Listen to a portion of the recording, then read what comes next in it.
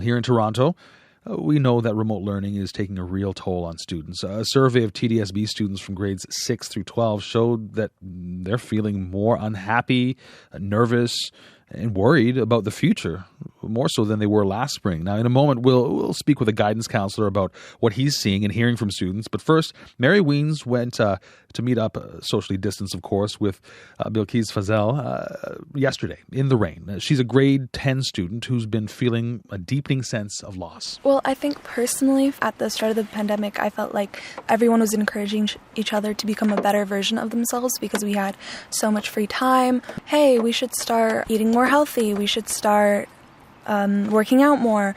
We should start reading more. Do things so you can become a better person or a better version of yourself. But now that it's been like over a year, I just feel so stuck almost. Always awake at night and like usually like sleeping.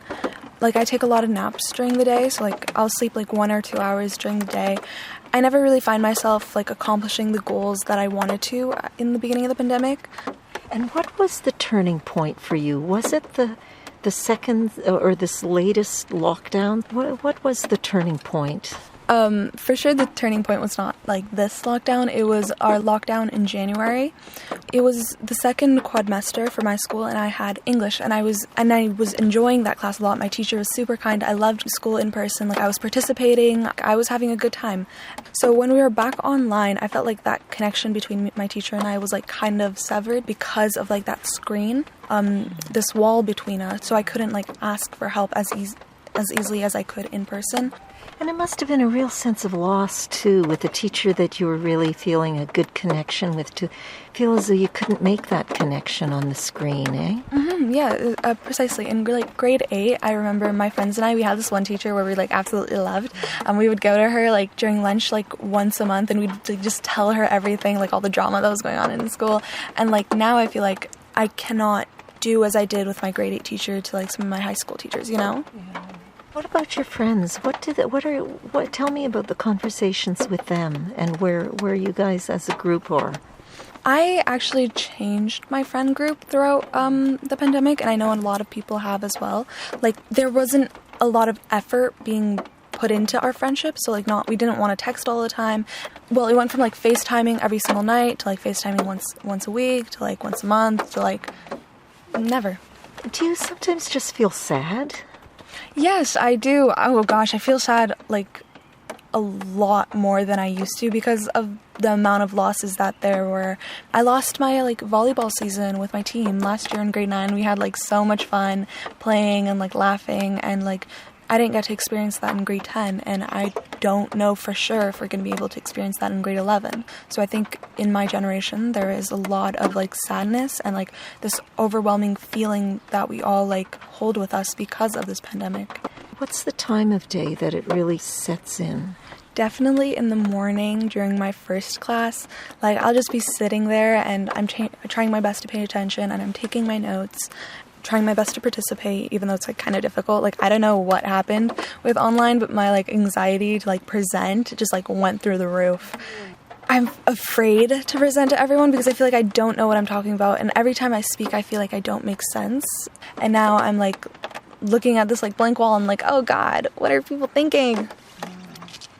I think the best way to describe it would be just like stuck in a cycle that I can't seem to break out of.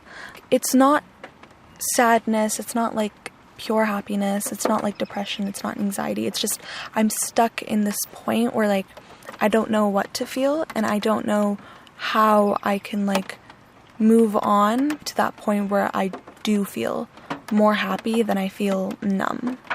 You know, I read recently an article that brought up the word thrive, the inability to thrive, to feel excited, to feel like you've got something you want to get done that day. Does that word resonate for you? Definitely. I feel like it does resonate with me. Personally, I feel like I wake up every day and I'm like, ugh, it's another day, another disappointment because of like, you know, a lot of people were like excited, like, oh my goodness, we're out of lockdown, we're gonna go back to school soon, we're gonna we're going to be able to hang out with our friends. We're going to be able to like host small little parties or like big parties again. But then we were like hit with another lockdown, and then we're like, okay, that's fine. And then we're like back in school for a little bit, and then boom, we're hit with another lockdown. So it's just disappointment among disappointment. I just wake up and I'm like, oh gosh, it's another day. Yay. What about arguments at home? Has that become more common? For my family, personally, I think we're a very close family, especially since I have like a little brother with autism. We have to like set an example for him for sure. But definitely there is that like little bit of irritation where I think like when I was like on my lunch break from school and I was trying to finish like, I was like frantically trying to finish this like little assignment for my next class, and my sister was also in the room, and my brothers were in the room, and my brothers were being kind of like noisy, and my sister was like talking to her friends loudly, and I was like, oh. And it kind of irritated me a bit, but like I let it go because, you know, they're kids. They don't really know that. Like, but you can feel it, eh? That little sizzle. That little sizzle, definitely. I was like I really wanted to lash out on that, I'm not going to lie. But, but like I was allowed. I think we're all allowed moments like that this year. Yes, definitely. And if you're so articulate, Bilqis, if you were going to put some words to what you've been feeling, what words come to mind? I think the first word that came to mind was like, it's been like just this been great haze. Tumultuous, for sure. And that's my favorite word, actually, tumultuous. I love that word so much. Wow.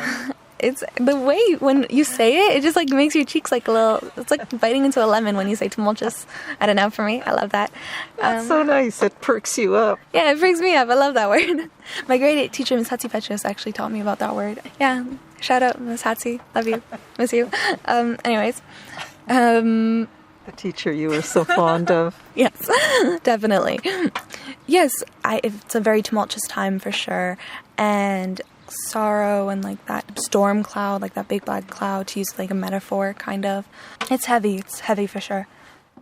That is CBC's Mary Weens in conversation with Bilqis Fazel, a grade 10 student with some striking comments there on how she's feeling and how her year has been. In a moment, we'll speak with a guidance counselor about what he's learning from older students at Emory Advance, a school for 18 to 20-year-olds. But right now, let's take a moment to check in with Jennifer, see what's happening in traffic. Jennifer?